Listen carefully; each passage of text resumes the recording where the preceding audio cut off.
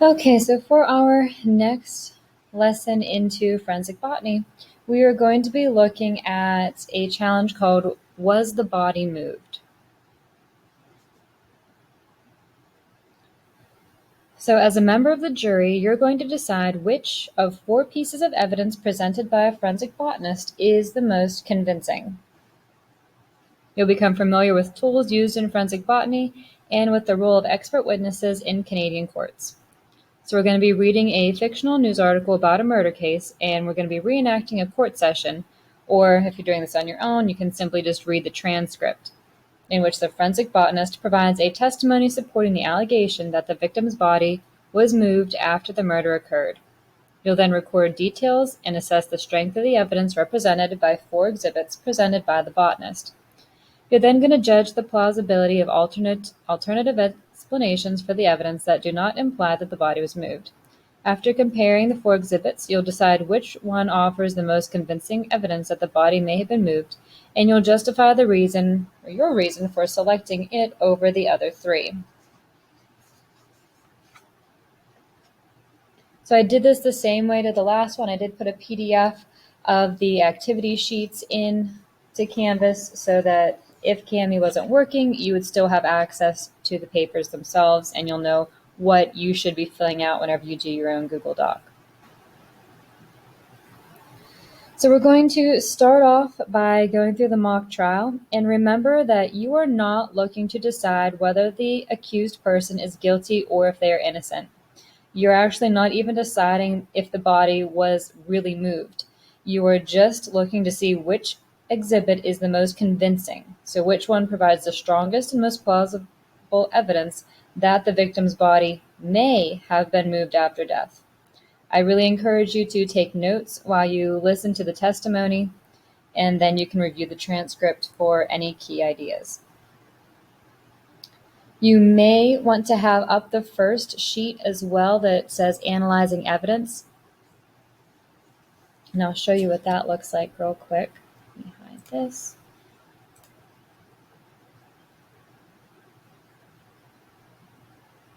There it is.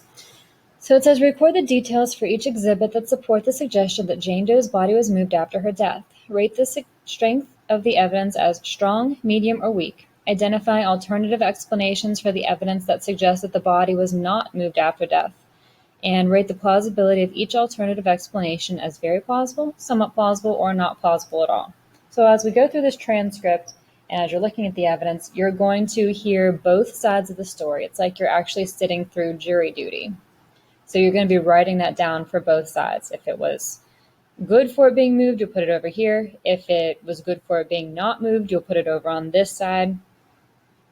You're looking for things like pollen grains, pine needles, grass fragments, and the Douglas fir needles.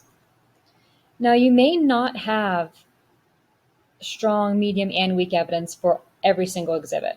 You might just have one of the 3 per exhibit, and that's fine. You just want to write down as much as you can. Okay, so for an introduction to our case, at 5 p.m. on Saturday, May 5th, the body of Jane Doe, a 28-year-old Vancouver resident, was discovered in the coastal rainforest near Vancouver, British Columbia.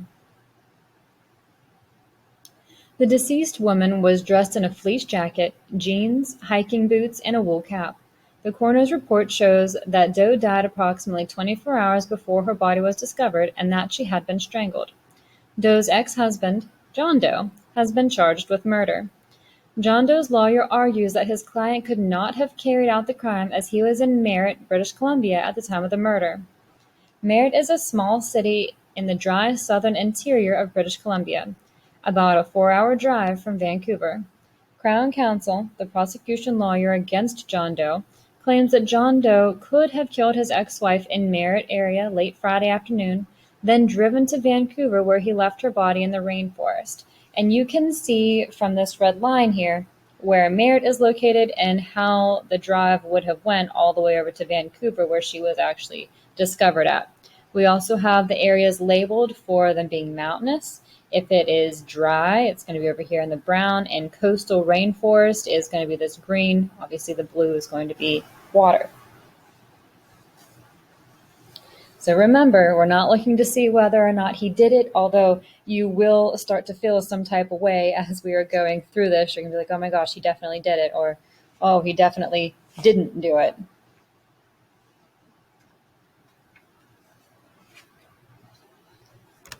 So here's our transcript. A forensic botanist has been called by the Crown Counsel to help answer the question, was Jane Doe killed near the spot where her body was found, or was she killed somewhere else and then moved?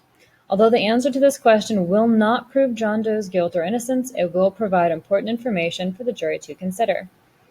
So I have it labeled there for you. CC is going to be the Crown Counsel. That is the court lawyer against John Doe. DC is the defense, so that's the lawyer for the accused, John Doe. J is judge. RB is Mrs. Rhonda Brown, who is the forensic botanist. Also present are the accused,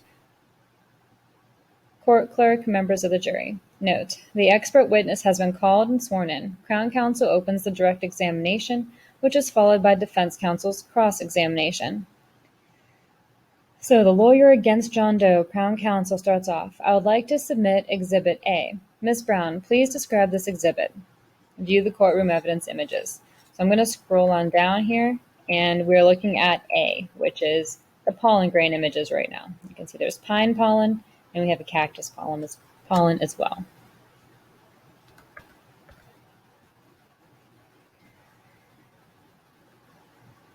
Rhonda Brown. Exhibit A is enlarged images of microscopic grains of pollen found on the victim's clothing. Pollen grains from different types of plants are highly distinctive.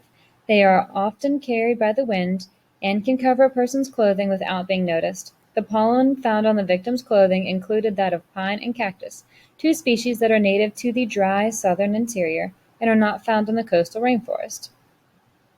Crown Counsel. I would like to submit Exhibit B. Ms. Brown, please describe this exhibit.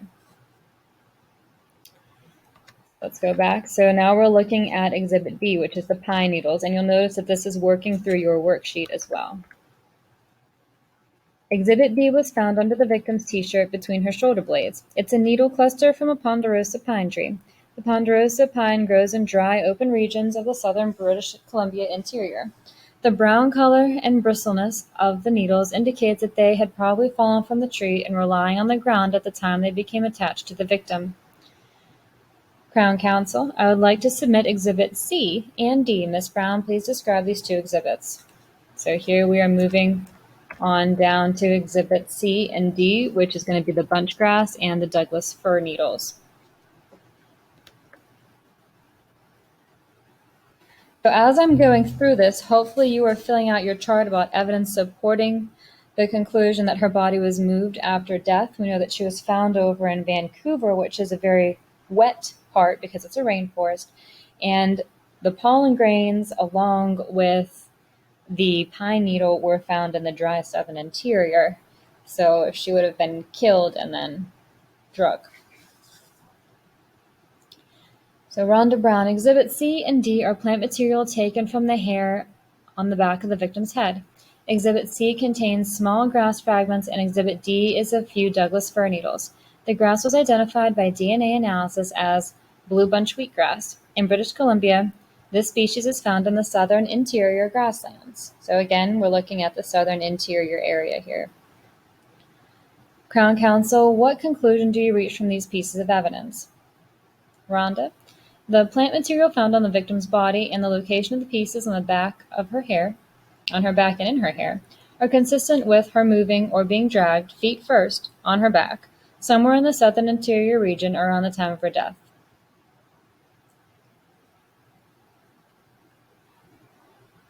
So now we're going to look at the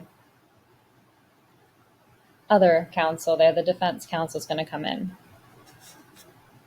Ms. Brown, you mentioned that Exhibit D includes Douglas fir needles. Don't Douglas fir trees grow on the west coast, including the area where the victim's body was found? So now they're trying to combat what she said. Rhonda, yes, Douglas firs are very common in coastal forests. However, there are two varieties of Douglas fir. One grows on the coast and one grows on the interior. The needles of the interior variety of a Douglas fir have a bluish tint. compared to the coastal trees. Exhibit D includes needles from both varieties of Douglas fir. Defense. Ms. Brown, is it true that pollen grains are extremely long-lasting and have been used by archaeologists to identify remains that are thousands of years old? Rhonda. Yes, that's true. Defense. So the pollen grains found on the victim's clothing could have been there for a long time, perhaps days or weeks. Rhonda. Yes, they could have been. Defense. You mentioned that the ponderosa pine needles have been dead for some time. Is it not possible that the killer collected these needles and deliberately placed them on the victim's body in the West Coast in an attempt to confuse the investigation and pin the blame on the accused? Rhonda. I suppose that's possible. Defense. I have no further questions, Your Honor. The judge says to Rhonda, you may step down. So that is all you have as far as evidence to go based off of. And this is what they were talking about. Again, if you wanted to take another look at those. So you should have filled out your first paper, which was analyzing the evidence. And I know there's not a whole lot to go off of on that, but you should have been able to get a decent amount for each one, at least one thing that would have supported it or given an alternative explanation saying that her body was not moved and that she was in fact killed in Vancouver. Once you finish up with your first sheet there, you're going to continue on to choosing the most convincing exhibit. So if we go back over, you'll have filled out this entire sheet. Again, you may not have 3 pieces for every single one of these. If you just have one, that's fine. You'll move on to the bottom one here. So you're going to be justifying which of the 4 exhibits provides the most convincing evidence that the body might have been moved. A convincing exhibit will be more strongly supported and have low plausibility of alternative explanations. So you're going to say, I think Exhibit A, B1, B2, or C provides the most convincing evidence that the body might have been moved. So you're just looking to see if the body was moved. Pick one of them, and only one. Some of the other exhibits are believable because. Why are the other 3 believable but not correct? And then at the end, you're going to say, in light of all the evidence, you're choosing which one of these exhibits over the others. Okay. So here's Exhibit A, here's Exhibit B with your pine needles. I guess this is B1, B2, and C. A little bit confusing as to how they have that worded. You would think it would go A, B, C, and D, but we'll just go with each piece A, B1, B2, and then C at the end. So that is it for this particular activity. I will talk to you guys soon.